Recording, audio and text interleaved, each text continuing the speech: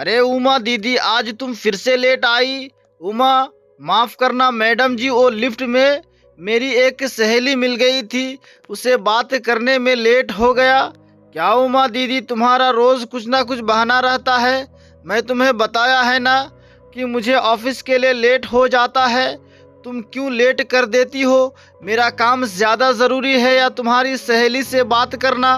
माफ करना मैडम जी, वो क्या है ना, मेरी सहेली कुछ परेशान थी और रो भी रही थी, इसलिए मुझे उसे अकेला छोड़कर आना सही नहीं लगा।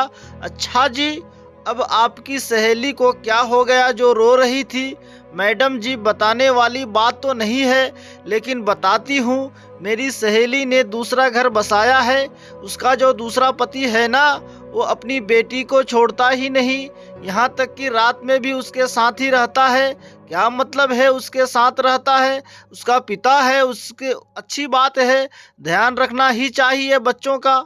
नहीं मैडम जी, आप मेरी बात नहीं समझ रही है। रात में साथ रहने का मतलब यह है कि बेटी सयानी हो रही है और माँ को घरों में काम करने के चक्कर में सुबह जल्दी उठकर भागना होता है और दोपहर को घर पहुँचती है। शाम को दो चार घर में और काम पकड़ रखा है। जब वो शाम को घर पहुंचती है तो पति की गाली गलौज, मार पीट, यही सब होता है। नशे में धुत घर आता है और उसके बाद अपनी बेटी के साथ ही वो सोता है और ना जाने अपने गंदे हाथ कहाँ कहाँ फेरता है। बेटी भी यूं ही कुछ 13-14 वर्ष की होगी। अब वो भी बड़ी हो रही है तो सब कुछ समझती है। कल वो अपनी माँ के गले लग रोने लगी। आप मेरी सौतेली माँ हो तो क्या हुआ? मुझे प्यार नहीं करती? मेरी माँ होती तो शायद ये सब मेरे साथ ना होता।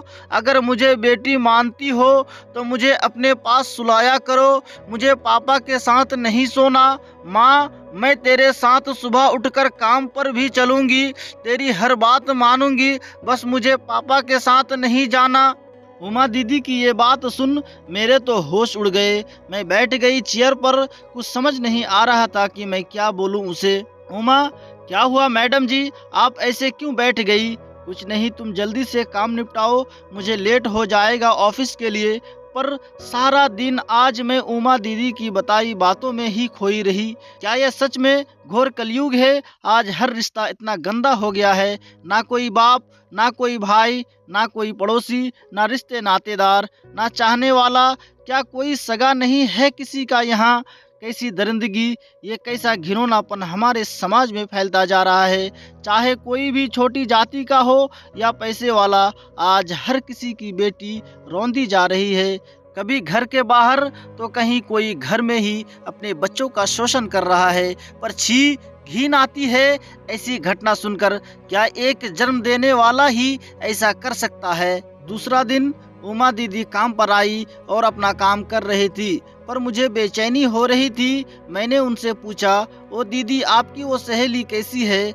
उमा, कैसी होगी दीदी, जो अपने पति को ही इस तरह देख रही है। सौतेले ही सही, लेकिन बेटी को बहुत प्यार करती है। उसकी खुद की कोई संतान नहीं है और उसके साथ ऐसा कुछ देख कैसी हो सकती है? उमा दीदी, तुम लोग कोई कदम क्यों नहीं उठाते?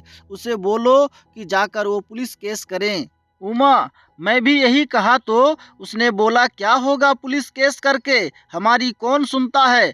ऐसा नहीं है, तुम सब पहले ही डर जाते हो। उससे बोलो कि वो एक बार पुलिस स्टेशन जाए। उमा, ठीक है मैडम जी, मिलती है तो मैं उसे ज़रूर बोलूँगी 5वें दिन।